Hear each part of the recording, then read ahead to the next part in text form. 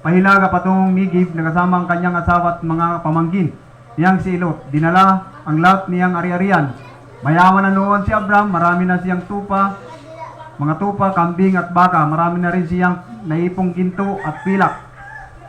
Mula sa Nigib, unti-unti siyang naglakbay pabalik sa dati niyang pinagkampuhan sa Bitil ng pagitan ng Bitil at Hay. Pumunta siya sa dating pinagtayuan niya ng altar at doon sumamba kay Yahweh. Amo po yung buhay ni Abraham. Amen. Ang trabaho niya, pinagpala siya ni Lord. Amen. Ang trabaho niya, yung pagpuri kan Lord. Amen. Pakinig kan Lord. Amen. Makinig sa kan Lord. Amen. Kasi iba ang may presensya ni Lord. Amen. Ang may presensya ni Lord, ito nakatune in lagi kay Lord. Amen. Pag ang routine na irugsin na pag mawara sa isang na tao, amen, mawara na sa iya ang presence ni Lord. Kaya ang ginahimo ni Abraham tungkol sa mga naranasan niya kan Lord, ang niya ginahimo pirmi siya pray, pirmi lapit kan Lord. Kag naghimo talaga siya sa parinsan Amen. Ang mga anak sa Diyos biguin ang response kan Lord. Amen, sa mga pagpapala na ato naranasan kan Lord. Amen. Ako po sa nakilala ko si Lord, nag-desire na talaga ako ng Lord kasi yun po ang kondisyon namin ni Lord. Amen. Ang tinawag ako ni Lord, di lang basta-basta na tinawag. Pag once na tinawag kita ni Lord, dapat mag-respond kita, Lord. Nano po, Lord, ang kailangan mo sa amon. Amen. Si Lord magatugon. Amen. Sa pagtugon na sa aton ni Lord, dapat dito kita mag-function para dili po kita magtalang. Amen. Kaya maranasan mo talaga ang presensya ni Lord kung kita nagatugon ka, Lord. Nagkahangwa kita ka, Lord. Ano, Lord, ang kagustuhan mo sa buhay namon? Si Lord di madamot. Si Lord di nagalihim sa iyang mga plano sa bawat isa sa atin. Amen. Kaya ang sinabi, Lord, ganito, kaya nagkigusin gym kapakulan. Amen. Nagkigusin church dito sa kapulan. Tuon nag-response po kita. Na ano man nangyari, na ano man ang mga trials, dili po kita nagbuhi. Tuon dahil sa presensya ni Lord. Amen. Kung wala ang presensya ni Lord, dili nato nini maranasan niya na. Wala kitang ginatipunan. Amen. Na dito kita nagadilay-dilay. Amen. Dito kita nagapuri sa Panginoon. Amen. Kaya napakaputi talaga ni Lord. Kasi natupad po ang plano niya. Amen. Kasi tanan nangyari, sugad. Kaplanuhan po ini ni Lord. Dahil sa iya presensya. Amen. Kaya sabi niya, pumunta siya sa dating pinagtayuan niya ng altar at doon siya sumamba. Amo pinian, ginahimo sa may presensya sa Diyos. Palaging sumasamba kay Lord. Amen. Depende sa aton kung ano ang panawagan sa aton ni Lord. Nawa, sa tama na panahon, mangyari kung ano ang kaluban ni Lord sa aton mga buhay. Ako po, nauna na ako para ipaghanda ang huling kapanahunan. Amen? Kasi may sasamba talagang kang Lord. Ang problema, saan mo siya dadalhin? Amen? Pareho sa nagpamilya. Amen? Kung magpamilya, din mo sinadarpon. Amen? Kaya agad ang proseso talaga na pag nagpamilya ka, una, pundasyon. Amen? Sa pagpundar, ada na ang balay, ada na ang pangabuhay, tanan. Para sa pagsulod sa pamilya, dili na mahirapan. Amen? Amo man sa spiritual. Amen. Tinawag ka ni Lord. Dili lang basta tinawag. Tinawag ka ni Lord para i-guide ang mga tao pakadto sa iyang ubasan. Amen. Kailangan ang church. Amen. Kaya go kita sa community church. Para di kita magsamba sa Panginoon. Amen. Ang trabaho sa mga may presensya sa Panginoon. Sa verse 5, dili nakita natin, si Lot na kasama ni Abraham ay marami na ring tupa, kambing at baka, mayroon na rin siyang sariling pamilya at mga tauhan. Dili kita na naambunan talaga siya sa blessing sa igusin presensya ni Lord. Amen. Aramin niyo po ang may presensya ni Lord. Pag nadikitan mo, talagang maabunan. Amen. Kaya dikit lang. Kung sino kita mo, siyempre katakin natin. May presensya ni Lord. Amen. Kasi isa lang Diyos ang tinanggap natin. Kaya ayaw pagbulagi. Kaya nga sarap talaga pag nag-ipon-ipon ng mga kapatiran, magaling magburulag. Ako man nga ni na ako sulok-sulok, hindi ako nawarang bisita. Hallelujah. Kasi, hindi ko naintindihan na, iba talaga may presensya ka ni Lord, habol-habulon ka. Amen. Kaya kung gani, minsan, gusto ko kamo pinili makita. Ang problema, video distansya kita kasi kanya-kanya kita may pamilya, may mga trabaho. Amen. Pero right time, kaya nga sabi ni napakabuti talaga ni Lord kasi iba-iba man na natong ginhalinan, iba-iba natong numbre pero ginisag kita dahil sa kan Lord. Nagkay ko kasi kita niyan sin ginaluto kung sa mga na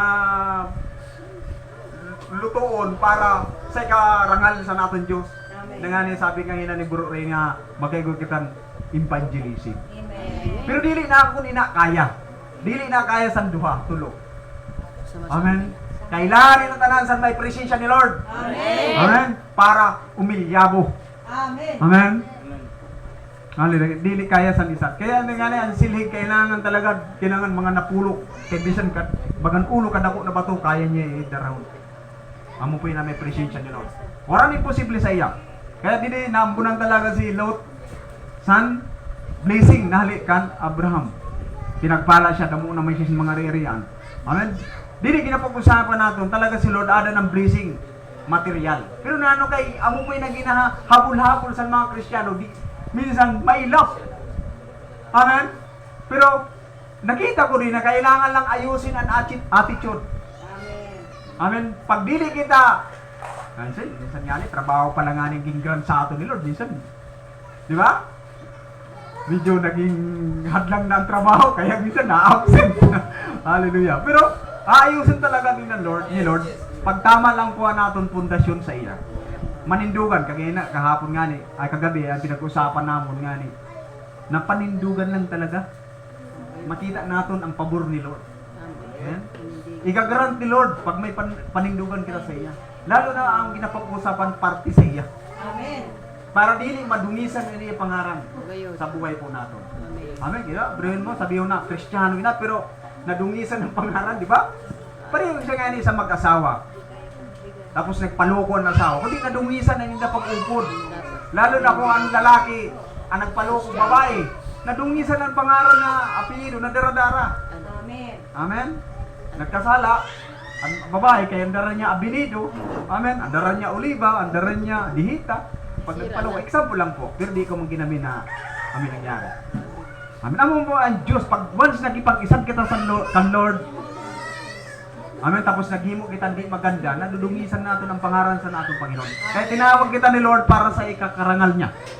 Amen? Para sa ikanuwalatin niya. Kaya dili, manantilin natin ang presensya ni Lord sa atong buhay. Amen? Kaya dili, makita natin na si Abraham, kag si Lot, amen, naambunan si Lot san blessing. Dahil kay Abraham. Pero, sa sex, sabi dahil napakarami na ang kanilang mga hayop, hindi na sapat ang pastulan para sa mga kawan nila. Wow, sana all. Amen. Amen. Hallelujah. Sabi at para sa mga kawan nila, Abraham at Lot. Kaya madalas na nag-aaway ang mga pasto nila. Nagkagulo na dahil sa blessing. Kaya hindi man talaga na amen. Pag sobrang na yaman, nagkakagulo na. Amen. Pag wala ang presensya ni Lord. Amen. Okay lang nga, basta ang presensya ni Lord. Kaya niya kontrolun. Kaya niya na ayuson. Amen. Di ba? Kung puro na kita din mayaman, puro di four wheels, tapos ini din na space, dili na magkairigo, nagsaramok na kundi mga parking, ayusin niya ni Lord. Ma-extend si Lord. Amen. Dili ang problema, nag-araway sinda. Na samantala sa panahon, diutay pa man ang tao. Amen, naging problema. Unti-unti nagkaigwasin. Paglalamig sa presensya ni Lord. Amen. Kaya nagkaigwanasin, pagmataas at problema si Lot. Amen. Kaya sabi, kahit nag-away ang mga pastor nila, nang panahon ding iyon, ang mga kaniliyo at parsiyo ay nanirahan para sa lugar na iyon. Kinausap ni Abraham si Lot, hindi na tayo dapat mag-away at ang mga tauhan natin sapagkat magkamag-anak tayo. At paghihapon ang humble bilang mga ama. Amen? Kag may presensya sa Panginoon. Mabuti pa, maghiwalay tayo, mamili ka. Kita mo, may mga presensya talaga ni Lord. Pakumbaba, mamili ka. Kung gusto mo, sa kaliwa ka, sa kanan ako. Kung gusto mo, sa kanan o sa kaliwa ako. At yung pagpakumbaba. Kita mo naman, ang nangyari. Sabi niya, at ginala ni Lot ang kanyang paningin, nakita niya ang kapatagan ng Jordan hanggang sa sur ay sagana sa tubig tulad ng halaman ni Yahweh sa lupain ng Egypt. Anong ito? Nangyari ito noong hindi pa natutupok ang Sodoma at Gomora. Amen? Kaya ay iba talaga. Amen? Pero sa sunod na chapter, kitawan nyo nangyari. Amen? Nang panahon iyon, sa chapter 14, sabi din, ng panahon iyon, sina Haring Amarel, ang 5 na hari, 4 na hari nagtipon. Amen? Sa verse 2, ay nakikidigma kinaharing Bira sa Sodoma, Birha ng Gomora, Sinab ng Adma, Sibir ng Sibium at Sur ng Bila. Tinipon ng 5 haring ito ang kanilang mga hukbo sa kapatagan ng Sidim na tinatawag ding dagat na Paday. Nano nagtipon sila para digmaon. Ang problema, adto dito si Lot, kaya dito niya gusto. Amen? Nano nangyari sila nagbulag sa may presensya ni Lord? Nabihag. Amen? Kasi nagdistansya siya. Naranasan niya ang pagkabihag. Amen? Pero ang ginimo naman sa may presensya ni Lord, amen, gin-rescue gihapon siya. Amen. Kaya ang nangyari dapat buligan. Amen? Kaya may presensya ni Lord talaga, ikaw talagang malasakit. Amen. Amen? Kaya sabi sa isang taon, buhat ng sila'y umaklas, dumating si Kagadamer, kasama ang mga kaharing kakampi niya upang sila'y muling sakupin. Nilupig niya ang mga bansang kanyang dinaanan, ang mga Repaita, sa Astarot, Karnaim, ang mga Susita, Saham ng mga Imita sa Isabrit. Masabi si, grabe naman yung gina-history ni Pastor, dili ko ni naman yung dinala nila. Ano lang po ini? Mga history po ini. Amen? Amen. Para makita natin ang recipe kung gaano pinanamit ni Lord. Amen. Pakadi sa panahon natin. Amen? 6, tinalo na rin ang ang mga hariyo sa kabundukan ng Seir hanggang sa Ilparan sa gilid ng desyerto. Buhat do'y bumaling silang patungo sa Kadis o Mispat. At sinakop ang lupay ng mga Amalekita at mga Amoriyo sa Hasason Tamar. Tinipon ng mga hari sa Sodoma Gomora, ang Adma, Sibium at Bila, ang kanilang mga hukbo sa kapatawagan at ng Sidim. Doon nila hinarap. Sinaharing Kagadamer ng Hilam, Tedal, Guim, Ampare, Rapel ng Sinar at Arik ng Ilsar, 5 laban sa 4. Amen? Natalo ng 5 hari at nang sila'y tumakas sa labanan ng hari Sodoma at Gomora.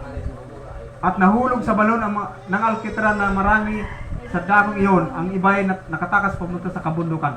At sinamsam ang 4 na hari, ang lahat ng ari-ariang natagpuan sa Sodoma at Gomora, pati ang pagkain doon. Ani masaklap, binihayag din nila ang pamangkin ni Abraham na si Lot na nakatira sa Sodoma at kinuha ang lahat ng ari-arian nito. Lugmok, lustay, perdido si Lot. Tan humali siya sa presensya ni Lot. Amen? Kaya, isip-isip mga anak sa Diyos. Tandaan natin ang may presensya sa Lord. Kitaon yung katakin nyo. Amen. Ayaw nyo yun na pagbulagi. Amen. Amen. Hallelujah.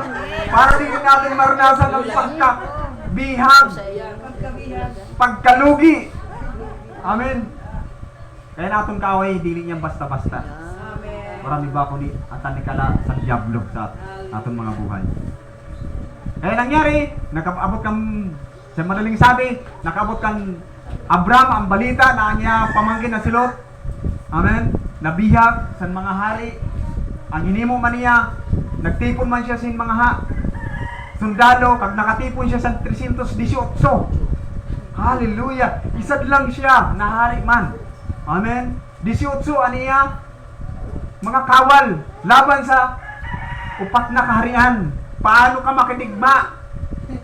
Amen. Kaya napakaganda talaga katungod nasa iya ang presensya sa Diyos. Amen. Amen. Gaano man ang klaseng laban, magagana. Bisan Diyo kay lang. Amen. Kaya sa atong buhay, dili natin sabihin na kita, iro lang siya, driver lang kita. Amen. Dili niyo pagkakalangon ng buhay na ginhatag sa aton sa Diyos. Amen. Kitaon natin kung sino may Diyos kita. Amen. Sabi ay para uma lang ako. Amen. Isad lang ako na para sa lubi, isad lang ako na hamak sa among lugar. Amen. Tandaan niyo po, kaupo natin ang presensya sa Diyos. Amen. Pag naintindihan natin, nakaupo natin ang presensya sa Diyos, anumang klaseng laban sa buhay, kaya natin maggana. Ayun, kaya natin magtagumpay. Ayun nangyari, sabi din, may nakatipon sa Mandirigman 318, sinundan nila ang mga kalabang hari hanggang sa Dan. Pagdating doon, nagdalawang pangkat sila at pagsapit ng gabi, sinalakay nila ang kaaway, tinalo nila ang mga ito at hinabol hanggang